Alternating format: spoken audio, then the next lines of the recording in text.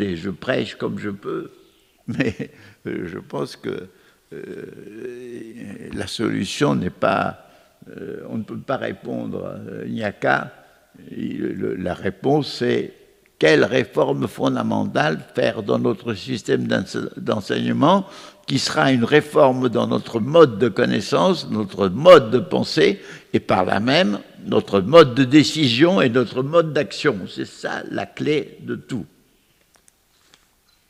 Quels conseils donneriez-vous aux décideurs pour faire face aux enjeux auxquels ils sont confrontés? Le vrai problème du décideur, c'est de rassembler les connaissances les plus pertinentes pour prendre sa décision.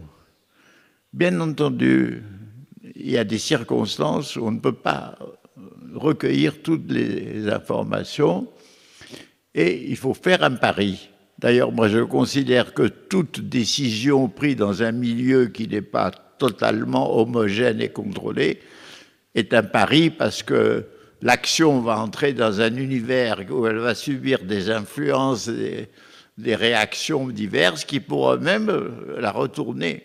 Combien de décisions ont été prises par des chefs d'État de déclarer une guerre qu'ils pensaient devoir être victorieuses et qui ont abouti au désastre. Donc, prendre conscience que toute décision est un pari. Maintenant, nous sommes dans une crise avec beaucoup d'éléments d'incertitude sur les virus, sur les mutants, sur la durée de la chose, sur les effets secondaires des vaccins, sur leur utilité, etc. Bon, donc, là, il y a aussi une chose de principe qui doit se vérifier dans le concret. C'est qu'il faut unir le principe de risque au principe de précaution. Parce qu'il est certain que, disons, les vaccins constituent une précaution et un risque en même temps. Pourquoi? Bon, la précaution, on le sait très bien, c'est qu'effectivement, ils ont amené à créer des anticorps pour empêcher le virus d'avoir ses effets pervers. Mais risque, parce qu'ils ont été faits d'une façon accélérée, rapide. Vous avez un nouveau type de vaccin à ARN dont on ne connaît pas les effets futurs. On ne sait pas si dans le futur ou pour les générations futures, les ARN présents dans le corps vont entrer dans l'ADN, c'est-à-dire dans le patrimoine héréditaire. Nous avons donc des effets... nous ne savons pas si les conséquences positives seront plus importantes que les conséquences négatives.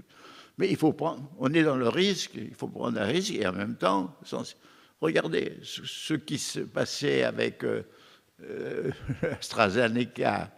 Voici un vaccin dont on commence à vanter les mérites incroyables.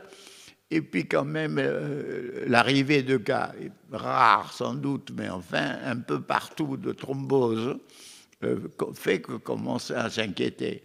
Alors on voit très bien les États prudents, le Danemark ou quelques autres, on arrête. Et les autres États qui ont des gros stocks de AstraZeneca qui voudraient quand même liquider. Et les tergiversations, disons, de la France autour de cet AstraZeneca qu'on va réserver seulement à une catégorie de la population. Donc, si vous voulez, la question aussi se pose, est-ce que dans cet état de pénurie vaccinale, pourquoi n'a-t-on pas fait appel au Spoutnik russe ou au vaccin chinois? Du reste, le roi du Maroc vient de se faire vacciner avec le Sinelab, le vaccin chinois.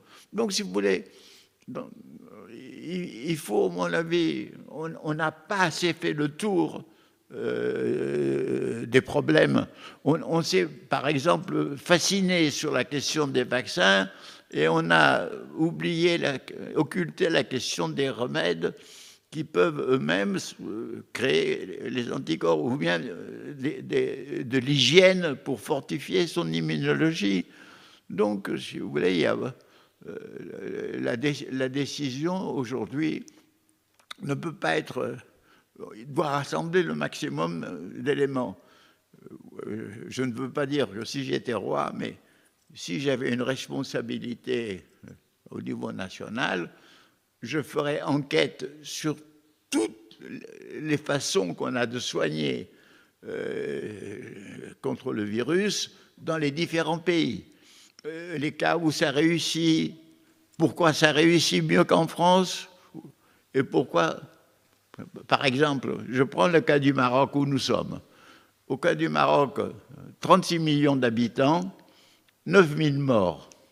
La France, 67 millions d'habitants, 100 000 morts. C'est intéressant d'enquêter pourquoi, par rapport à la population, pour un pays en état, on dit en voie de développement, il y a des résultats meilleurs que dans le pays dit pleinement développé. Donc si j'étais responsable, je ferais une belle enquête et je prendrais mes décisions en sachant que le risque comporte, qu'on ne peut pas éviter le risque, que dans certains, il faut le courir, mais que la précaution doit toujours l'accompagner. Là aussi, c'est un problème de complexité, parce qu'il faut lier deux notions d'antagonisme. Et qu'est-ce qu'on fait en général? Ou bien on s'hypnotise sur la précaution et on ne fait plus rien, ou bien on s'hypnotise sur le risque et on oublie tous les dangers. Unir risque et précaution, voilà. Considérer que la décision est un pari, voilà. 3, une fois que l'action est entamée, la suivre par une stratégie adéquate de façon à pouvoir utiliser les informations qui arrivent en cours de route, d'affronter les hasards qui arrivent en cours de route, de transformer. Il faut faire quelque chose qui est le contraire du programme qui est fixé une fois pour toutes. Il faut faire une stratégie toujours mobile, comme l'a fait le jeune Bonaparte quand il a lancé sa première campagne d'Italie. Voilà le problème de la décision.